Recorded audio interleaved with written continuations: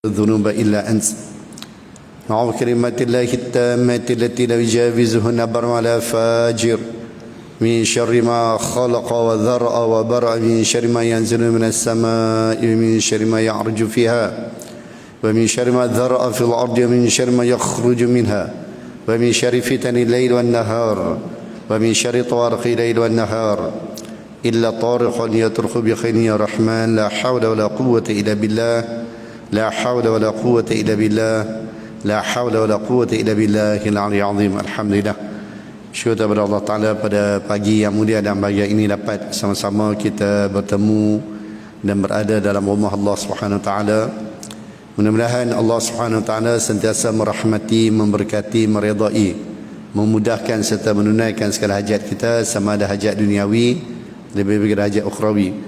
Saya mengingatkan diri saya dan abang-abang, kakak-kakak muslim muslimat dirahmati Allah, siapa yang belum berniat iktikaf, marilah sama-sama kita niat iktikaf. InsyaAllah mudah-mudahan sepanjang keberadaan kita dalam rumah Allah Subhanahu Wa Taala ni, Allah akan lipat gandakan ganjaran dan balasan untuk kita insya-Allah. Sahabat-sahabat, abang-abang, kakak-kakak muslim muslimat dirahmati Allah, insya-Allah pada pagi ini saya bercadang untuk kongsi satu tajuk, iaitu berkaitan dengan antara ciri-ciri mereka yang rindukan Allah, ciri-ciri mereka yang kasih dan sayang kepada Allah Subhanahu Wa Taala. Di mana bila sebut tentang sayang, kasih, rindu ni, maka ianya perlu ada bukti, perlu ada tanda. Tanda kita sayang dan kasih kepada Allah, maka di sana ulama telah menyusun berdasarkan kepada ayat Al-Quran dan hadis Nabi sallallahu alaihi wasallam sebuah kitab yang khusus berkaitan dengan al-mushtaquna ila Allah. Tajuknya ialah al-mushtaquna ila Allah. Iaitu ciri-ciri mereka yang rindu, sayang, kasih kepada Allah Subhanahu Wa Taala. Kita kalau rindu, sayang dan kasih kepada pasangan kita, kita akan telefon, kita akan tanya khabar. Rindu, sayang dan kasih pada anak-anak kita pun sama, lebih kurangnya kita pergi ziarah dia di asrama bila ada masa yang dibenarkan untuk kita ziarah dan sebagainya. Jadi bagaimanakah tanda kita sayang dan kasih kepada Allah Subhanahu Wa Taala? Sebagai mukadimahnya, mafhum firman Allah Taala, mereka itulah orang-orang yang menyeru masing-masing mencari jalan mendampingkan diri kepada Tuhan mereka. Siapakah di kalangan mereka yang lebih dekat kepada Tuhannya, dan mereka mengharapkan rahmatnya serta gerun akan azabnya. Sesungguhnya azab Tuhanmu itu paling ditakuti.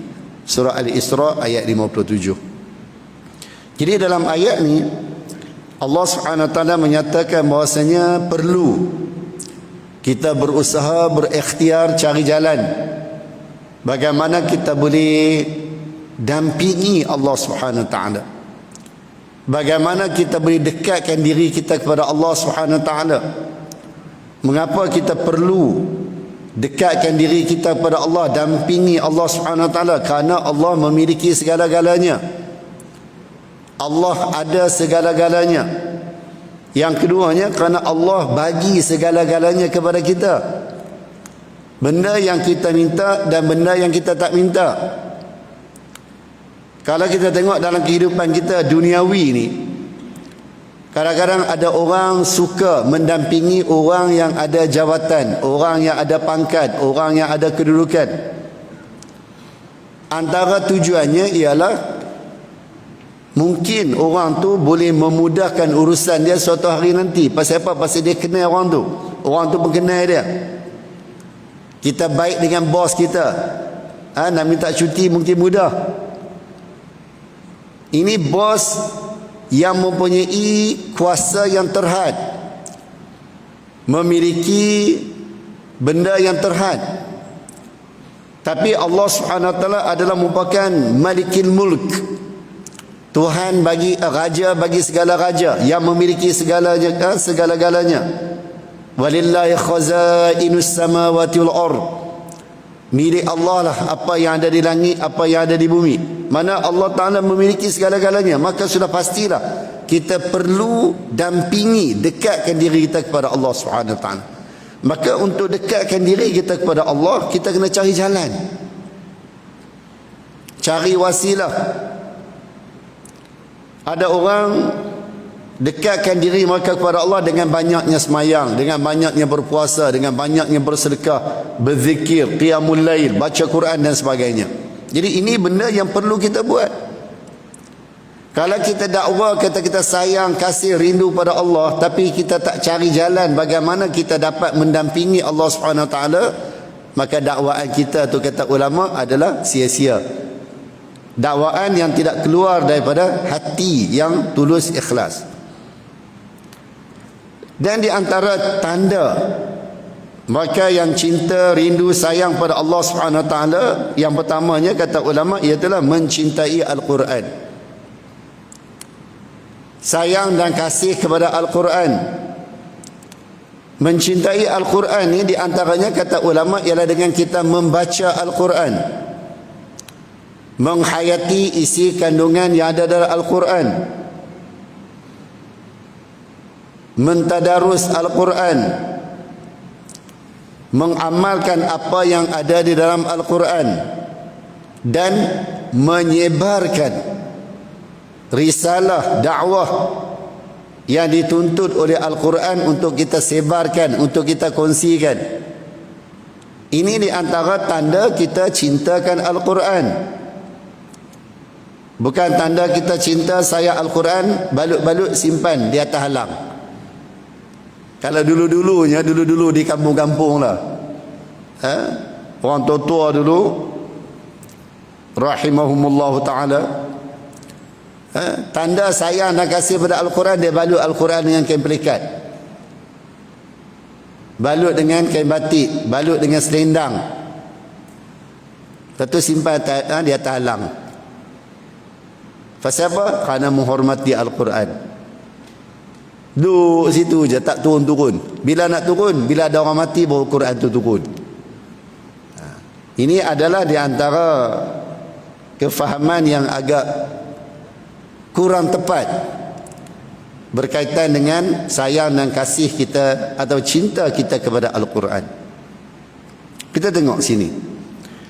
An Abi Sa'id Al-Khudri radhiyallahu anhu qala qala Rasulullah sallallahu alaihi wasallam yaqulu ar-Rabb azza wa jalla man shaghalahu al-Quran wa dhikri an mas'alati a'taitu afdala ma u'tiya as-sa'idin wa fadlu kalamillahi ala sa'iril kalam ka fadlillahi ala khalqih rawahu Tirmidzi atau kama qala alaihi wasallam.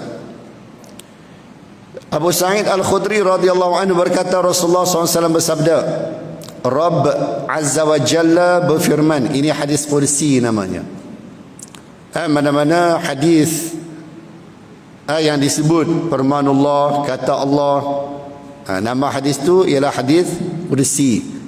Hadis kursi ni apa bezanya dengan Al-Quran?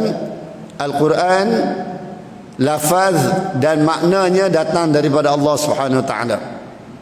Hadis kursi lafaz daripada Rasul sallallahu alaihi wasallam, tapi maknanya datang daripada Allah Subhanahu Wa Taala. Itu di antara perbezaan. Al-Quran boleh dibaca di dalam sembahyang, al-muta'abbadu bi tilawatihi. Sedangkan hadis kursi tak boleh kita nak baca dalam sembahyang. Allah Subhanahu Wa Taala berfirman, barang siapa yang disibukkan oleh Al-Quran dan berzikir kepadaku. Allah sebut dia tu disibukkan oleh Al-Quran, oleh zikrullah. Bila sebut kata disibukkan ni, makna kata memang dia banyak membaca Al-Quran, banyak berzikir kepada Allah Subhanahu Wa Taala. Jadi Allah Ta'ala kata, barang siapa yang disibukkan oleh Al-Quran dan berzikir kepadaku daripada memohon kepadaku, maka aku akan memberikan kepadanya sesuatu yang terbaik daripada apa yang aku berikan kepada mereka yang memohon. Dan kelebihan tersambung dan kelebihan kalamullah dari seluruh kalam adalah seperti kelebihan Allah dari seluruh makhluknya. Hadis riwayat Imam At-Tirmidzi. Jadi kalau kita tengok dalam hadis ni, Allah sangat-sangat perintah dan suruh kita ni banyak membaca Al-Quran, banyak berzikir pada Allah. Sebab itulah bila kita baca Quran, bila kita berzikir, walaupun kita tak minta, Allah akan bagi benda yang kita nak, benda yang kita hajati, benda yang kita perlukan. Maka sebab itulah bila kita nak berdoa, kita gantikan dengan Al-Quran, baca Quran. Contoh kita nak lulus temuduga, contoh, tak payah banyak-banyak kita doa, ya Allah bagilah lulus, ya Allah bagilah naik soalan yang senang, ya Allah. Tak payah, kita baca Quran banyak-banyak, kita berzikir banyak-banyak, insya-Allah Allah akan bagi benda yang kita tak minta. Kalau benda kita tak minta pun Allah Ta'ala bagi, apatah lagi benda yang kita minta. Dan Allah Ta'ala kata afdalama, Allah akan bagi lebih baik daripada apa yang kita minta, apa yang orang lain minta. Syaratnya mesti kita sibukkan diri kita dengan Al-Quran. Malang sekali di zaman kita sekarang ni, sebahagian dari orang dalam masyarakat kita disibukkan dengan Facebook, disibukkan dengan WhatsApp, macam-macam lah benda-benda yang ada zaman sekarang. Benda tu bukan salah, tak salah, tapi bila kita disibukkan dengan benda tu, akhirnya jadi salah. Ada orang tengok Quran setahun sekali ya. Bulan Ramadan je dia tengok Quran, bulan lain tak ada. Jadi ini adalah antara tanda kata kita tak sayang, tak kasih dan tak rindu kepada Allah Subhanahu Wa Taala. Sedangkan kita hari-hari menikmati nikmat yang Allah Ta'ala bagi, makannya, minumnya, tidurnya, sihatnya, seronoknya, ada keluarga, ada pasangan, ada kerja, boleh berjalan, boleh macam-macam nikmat Allah Subhanahu Wa Ta'ala, Allah Ta'ala kurniakan pada kita. Tapi kalamullah berat kita nak baca. Dia kalamullah ni sebenarnya memberi kesan dalam jiwa kita. Sebab tu Allah Ta'ala sebut, law anzalna hadzal qur'ana ala jabalin la ra'aitahu khashi'an mutasaddian min khasyatillah. Allah Ta'ala kata, kalau aku turunkan Al-Quran atas bukit, bukit ni berbatu-batu, tapi akan ada kesan kepada bukit tu. Sebab itulah ulama kata, kalau sekiranya manusia baca Quran tapi tak terkesan dalam jiwa dia, maka dia kena kaji balik, kena tengok balik keimanan dia. Al-Quran memberi kesan dalam jiwa kafir musyrikin. Kita baca dalam sirah Nabi SAW, ketika Nabi SAW menyampaikan risalah Islam, dakwah, ramai orang masuk Islam kerana terkesan dengan Al-Quran yang dibaca oleh Nabi SAW. Tufail Ad-Dawsi radhiyallahu anhu. Tufail Ad-Dawsi ni seorang penyair yang hebat, seorang yang boleh baca, boleh menulis dan penyair yang hebat. Zaman dulu ni penyair-penyair ni kira memang wasailul i'lam. Mana kalau ada apa-apa pun maka akan siarkan melalui syair saja. Jadi Tufail Ad-Dawsi satu tahun dia datang buat umrah, setengah mengatakan datang buat haji, pada tahun yang ke-10 daripada bi'atsatin Nabi sallallahu alaihi wasallam. Pada tahun yang ke-10 daripada bi'atsatin Nabi sallallahu alaihi wasallam, datang Tufail Ad-Dawsi ke Mekah, dan Tufail ni antara orang yang masyhur. Lalu dia disambut oleh pembesar Quraisy. Pembesar Quraisy kata, "Wahai Tufail, di sini ada seorang penyair, ada seorang tukang sihir, ada seorang gila, macam-macam. Maka lempar tuduhan terhadap Nabi kita Muhammad sallallahu alaihi wasallam. Kamu jangan dengar kalam dia, perkataan dia, percakapan dia, nanti kamu juga akan disihir. Nah, ambil kapas, sumbat dalam telinga kamu." Tufail pun ambil kapas, bila dia nak tawaf, dia pun sumbat kapas dalam telinga. Dan inilah benda yang dibuat semenjak berzaman dahulu oleh orang-orang yang benci dan tak suka kepada Islam. Kita baca di zaman Nabi Nuh AS, Nabi Nuh mengadu pada Allah. Allah Ta'ala rakam benda tu dalam Quran. Kullama da'autuhum litaghfira lahum ja'alu asabi'ahum fi adhanihim Setiap kali aku ajak mereka kepada Allah Subhanahu wa taala, ajak mereka kepada Islam, ajak mereka balik kepada Allah Subhanahu wa taala agar mereka diampuni oleh Allah, ja'alu asabi'ahum, depa sumbat telinga depa dengan jari mereka. Jadi inilah juga yang dibuat oleh Quraisy ketika mendengar dakwah Nabi sallallahu alaihi wasallam. Jadi Tufail pun sumbat al-qutun, sumbat apa? Qutun tadi apa?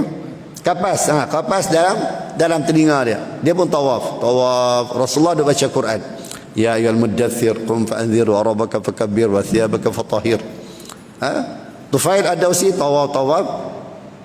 Sampai je pusingan yang keempat terdetik dalam hati dia, aku ni orang cerdik, orang pandai, orang bijak, penyair yang hebat. Apa salahnya aku dengar apa yang dia baca? Kalau betul aku terima, kalau tak betul aku tolak sebab aku pandai, aku bijak, aku reti. Dia membuka kapas dia. Bila dia buka kapas dia, Rasulullah makin deras lagi bacaan. Ya ayyuhal muzammil qum al-laila illa qalilan nisfahu yanqus min qalila aw zid 'alaihi wa rattilil qur'ana tartila.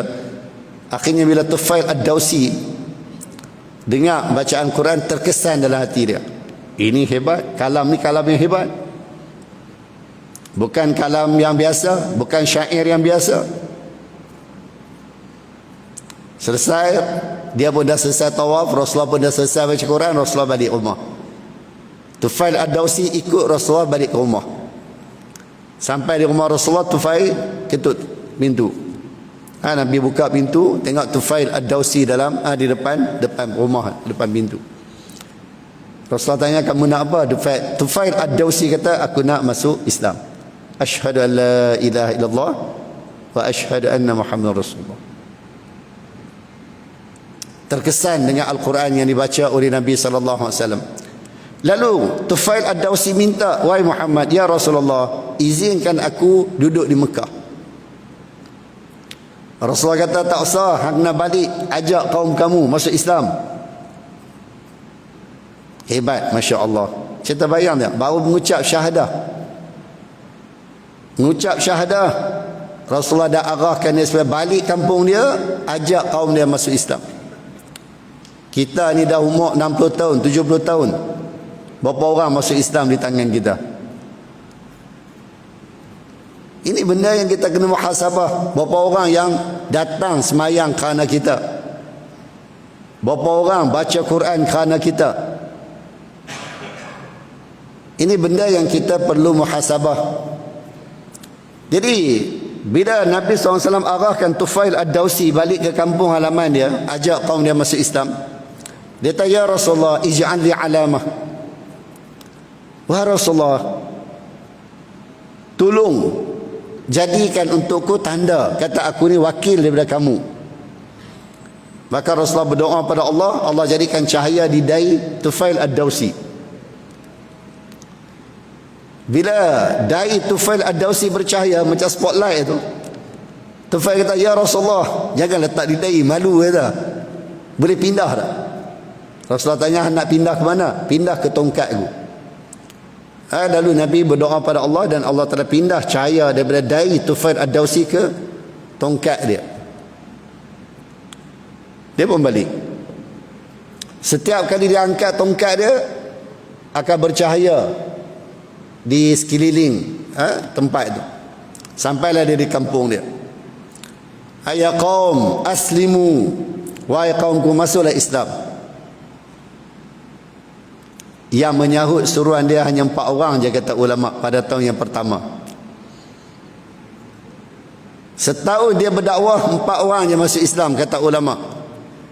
Ayah dia, mak dia, isteri dia, dan seorang lagi Abu Hurairah radhiyallahu anhu. Nama yang masyhur, Abu Hurairah radhiyallahu anhu. Orang yang antara sahabat yang banyak meriwayatkan hadis. Tahun depannya dia datang berjumpa Rasulullah, ya Rasulullah, 4 orang je ya Rasulullah. 4 orang je masuk Islam ya Rasulullah, tak tahan ya, boleh aku duduk di sini? Rasulullah tak, jangan. Akhirnya Tufail ad-Dawsi tengok Rasulullah angkat tangan. Dia angkat tangan, Rasulullah angkat tangan, tufail dosa kita. Ya Rasulullah, jangan doa, biar pergi dia. Aku akan usaha lagi untuk ajak mereka kepada Islam. Tapi apa yang Rasulullah minta ialah Allahumma hdid Daus wa'ti bihim. Allahumma hdid Daus wa'ti bihim. Allahumma hdid Daus wa'ti bihim. Ya Allah, berikanlah hidayah dan petunjuk kepada Daus dan bawa mereka datang ke sini. Selesai Rasulullah berdoa, Rasulullah kata, wahai Tufail, balik ajak kaum kamu kepada Islam. Dia pun balik pula. Lepas habis selesai musim haji, dia pun balik pula. Pada tahun yang ke-11 tu dia balik pula. Ajak, ya kaum aslimu, wahai kaumku masuklah Islam. Akhirnya satu kampung masuk Islam berkat doa Rasul sallallahu alaihi wasallam. Jadi Rasul sallallahu alaihi wasallam pesan kepada Tufail ad-Dausi, kamu kekal berada di kampung halaman kamu sehinggalah apabila kamu dengar aku dah dapat kemenangan, dah diberi kedudukan oleh Allah Subhanahu wa taala, barulah kamu zahirkan diri kamu, barulah kamu datang. Akhirnya berlakulah perjanjian Hudaibiyah. Berlaku perjanjian Hudaibiyah, maka pada ketika itulah barulah kabilah Dausi ni datang beramai-ramai bertemu Nabi sallallahu alaihi wasallam. Kerana setelah perjanjian Hudaibiyah ni ramai yang memeluk agama Islam. Bahkan ulama kata jumlah mereka melebihi jumlah Rasulullah mula berdakwah 13 tahun di Mekah sampailah 3 tahun di Madinah. Jika nak kirakan jumlah orang yang masuk Islam selepas ada perjanjian Hudaibiyah, lebih daripada tu. Mana ramai orang yang masuk Islam setelah perjanjian Hudaibiyah. Jadi ini di antara kita kata bang, contoh apa yang berlaku di zaman Rasul sallallahu alaihi wasallam. Kemudian yang keduanya, kita tengok yang kedua, bersegera melakukan kebaikan. Kita ambil ringkas-ringkas ya. Bersegera melakukan kebaikan. Tanda kita sayang dan kasih pada Allah ialah segera. Itu sebab dalam urusan kebaikan, kebajikan ni, dalam urusan agama, dalam urusan akhirat, jangan kita tangguh-tangguh. Sebab bila kita tangguh-tangguh ni memang tak jadi akhirnya. Syaitan dia ada beberapa anak panah, syaitan ni. Dan antara anak panah dia yang tak pernah tersasar. Antara anak panah syaitan yang tak pernah tersasar ialah at-taswif. Dia campak dalam hati kita ni menangguh-nangguh. Alah sikit lagi lah, nanti dululah, muda lagi, tua-tua esok lah baru taubat. Allah baru azan baru, belum qamat lagi.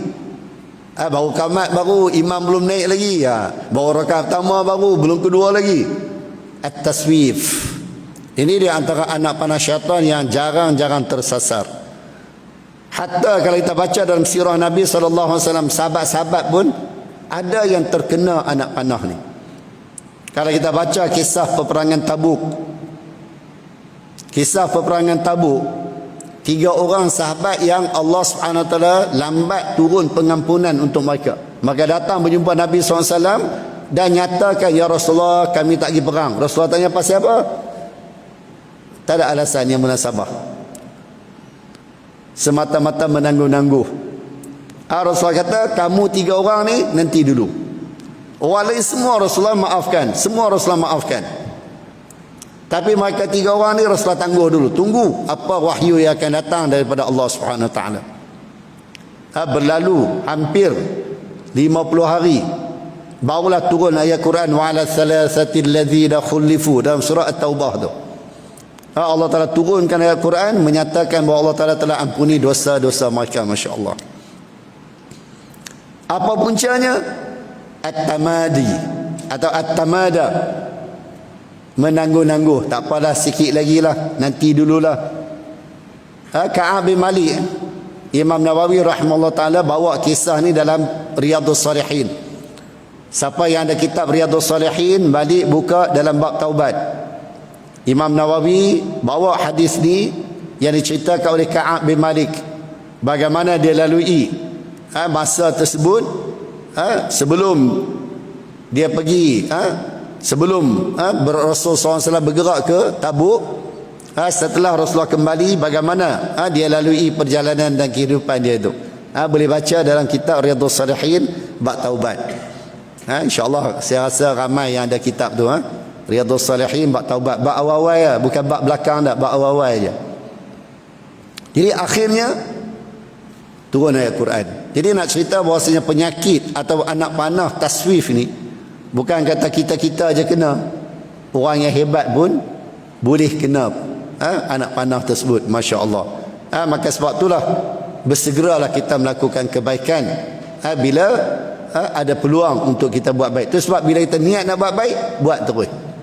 Jangan kita tangguh-tangguh. Yang ketiganya, mencintai Allah dan Rasulnya, mengatasi kecintaan terhadap selain daripada keduanya.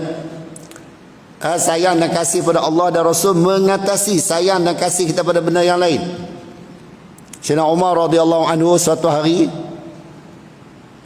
ketika dia berjalan di Sikakil Madinah, ketika dia berjalan di lorong-lorong Madinah, tiba-tiba bertemu dengan Nabi SAW, bertemu dengan Nabi SAW. Lalu Nabi pegang tangan Sayyidina Umar. Nabi pegang tangan Sayyidina Umar. Bila Nabi pegang tangan Sayyidina Umar, terus secara otomatik keluar dari mulut Sayyidina Umar mengatakan, "Ya Rasulullah, inni uhibbuka." Wahai Rasulullah, aku sayang dan kasih padamu ya Rasulullah. Rasulullah kata, "Min ahlika ya Umar." Kamu sayang dan kasih padaku mengatasi sayang dan kasih kamu pada keluarga kamu? Umar kata, "Ya, wahai Rasulullah." "Min malika ya Umar." Kamu sayang dan kasih padaku mengatasi sayang dan kasih kamu pada harta kamu? Sayyidina Umar kata, "Ya." Akhirnya Rasulullah tanya. Last sekali Rasulullah tanya, "Min nafsika ya Umar." Kamu sayang dan kasih padaku mengatasi sayang dan kasih kamu pada diri kamu? Lalu Umar kata, "La ya Rasulullah." Mana aku sayang pada diriku mengatasi sayang dan kasih pada kamu. Rasulullah lepas tangan dia. Lalu Rasulullah kata, "La yaktamilu imanukum, la yaktamilu imanak." Tak sempurna iman kamu sehinggalah kamu sayang dan kasih kepadaku mengatasi sayang dan kasih kamu pada benda yang lain. Akhirnya Sayyidina Umar berjalan 2-3 langkah lebih kurang. Hadis ini diriwayatkan oleh anak Sayyidina Umar, ialah Abdullah bin Umar. Jalan beberapa langkah, Sayyidina Umar pun patah balik, berjumpa dengan Rasulullah. "Ya Rasulullah, aku sayang dan kasih pada kamu mengatasi sayang dan kasihku kepada diriku sendiri." Baru Nabi kata, "Al-ana ya Umar, al-ana ya Umar." Sekarang barulah iman kamu sempurna wahai Umar. Selesai. Sampai di rumah, anak dia Abdullah bin Umar, anak pada Sayyidina Umar, tanya Sayyidina Umar, "Ya abati, mallazi ghayyaraka?" Wahai ayahku, apakah sesuatu yang menyebabkan kamu berubah? Tadi masa Rasulullah tanya, kamu sayang dan kasih kepada diri kamu mengatasi sayang dan kasih kepada Rasulullah. Tiba-tiba berjalan 3-4 langkah, tiba-tiba berubah. Macam mana boleh berubah? Sayyidina Umar kata, dalam perjalananku tadi, aku tanya 2 soalan kepada diriku. Ni soalan ni kita kena tanya diri kita juga. Loceng dah bunyi dah. Ni kira masa kecemasan je ni. Aku tanya 2 soalan dalam diriku. Soalan yang pertama, apa akan berlaku kepada Umar seandainya ketiadaan Rasul sallallahu alaihi wasallam? Apa akan jadi kepada Umar? Seorang penyembah berhala, minum arak, mabuk, tak kenal Allah, tak kenal akhirat, tak kenal ibadah. Ini soalan yang pertama. Tanpa Rasulullah, apa akan terjadi padaku? Yang kedua, soalan yang kedua yang aku tanya diriku ialah di akhirat esok, siapakah orang yang paling aku perlukan di akhirat esok? Adakah diriku sendiri, keluargaku sendiri, ataupun Rasul sallallahu alaihi wasallam? Maka sudah pastilah jawapannya ialah Rasul sallallahu alaihi wasallam yang kita sangat-sangat perlukan ketika di akhirat nanti, di padang mahsyar nanti. Jadi 2 soalan inilah yang telah mengubah diriku, kata Sayyidina Umar radhiyallahu anhu. Masya-Allah. Saya tanya diri kita, sebelum datang Islam, sebelum kita memeluk agama Islam, apa nilaian diri kita? Semalam kita mengaji kepada Al-Fadhil Ustaz Azhar Yahya. Ustaz Azhar Yahya kan menceritakan kisah latar belakang orang Melayu. Apa agama yang dianuti oleh orang Melayu? Masya Allah, menarik kitab yang menarik, Masya Allah, hebat. Kajian yang hebat, Masya Allah. Berarti orang Melayu ni berpegang dengan agama yang Al-Hanif, agama yang benar ni dah lama dah. Start pada zaman Nabi Allah Ibrahim AS lagi, mengikut kajian yang dibuat oleh pengkaji lah, berdasarkan pada apa yang dinyatakan oleh Al-Fadhil Ustaz Azhar Yahya semalam. Hebat, orang Melayu ni hebat, Masya Allah. Ada DNA Nabi Allah Ibrahim AS lagi, Masya Allah, hebat.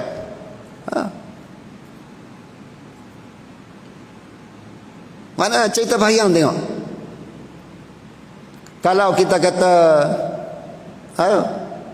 orang barat dia sebut kata asal orang Melayu ni beragama Hindu, betul ya? Itu yang disajikan kepada kita, betul tak?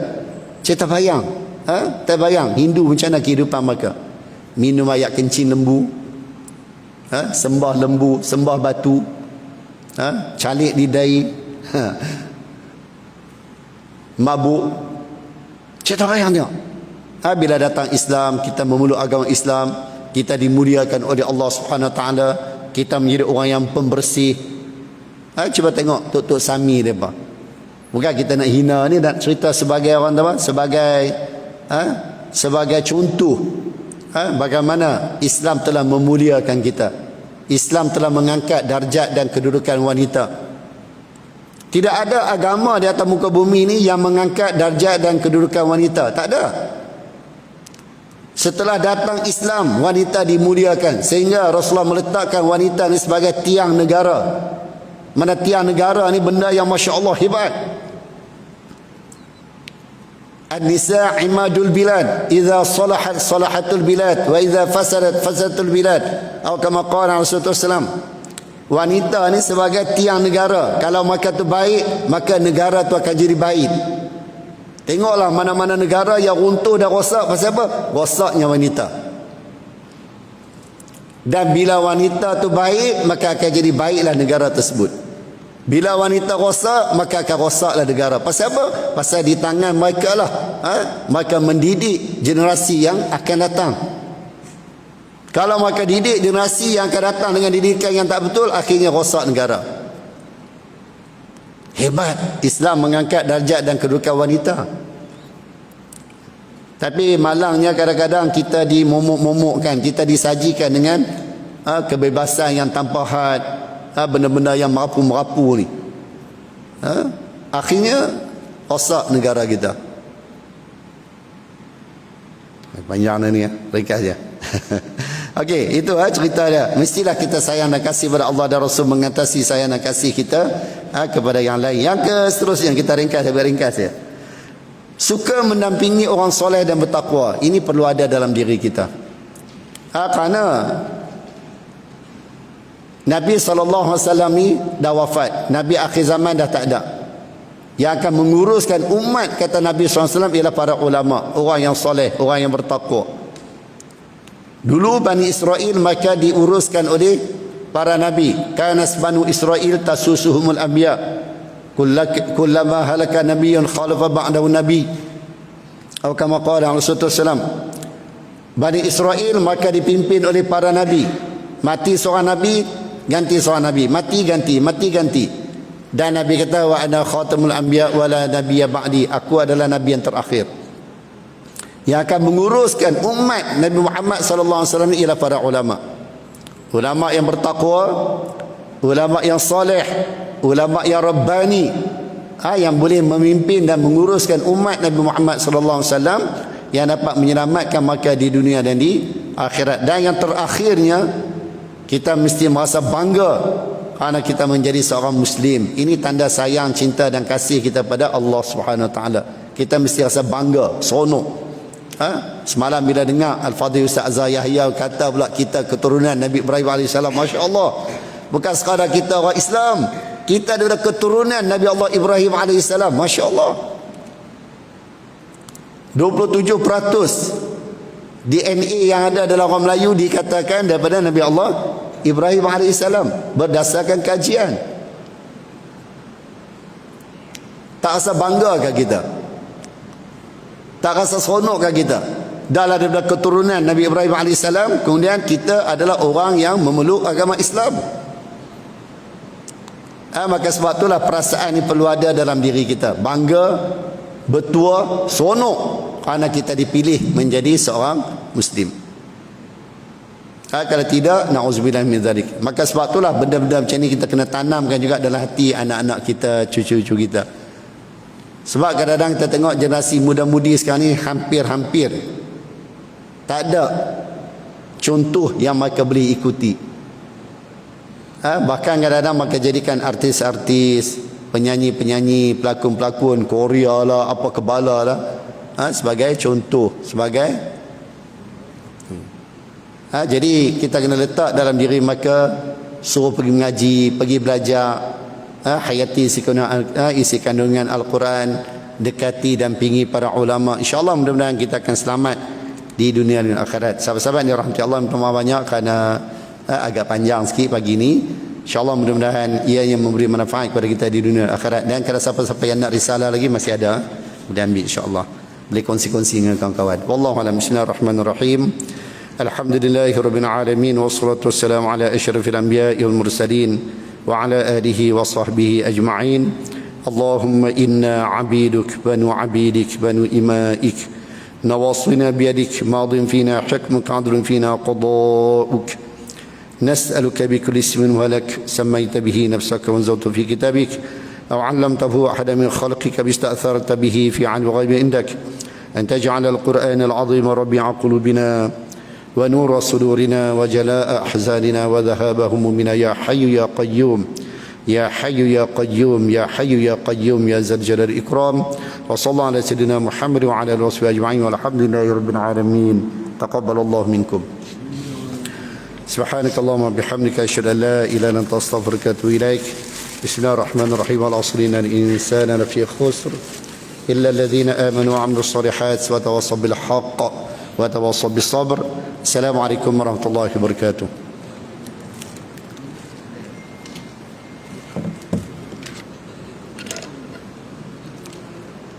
بسم الله.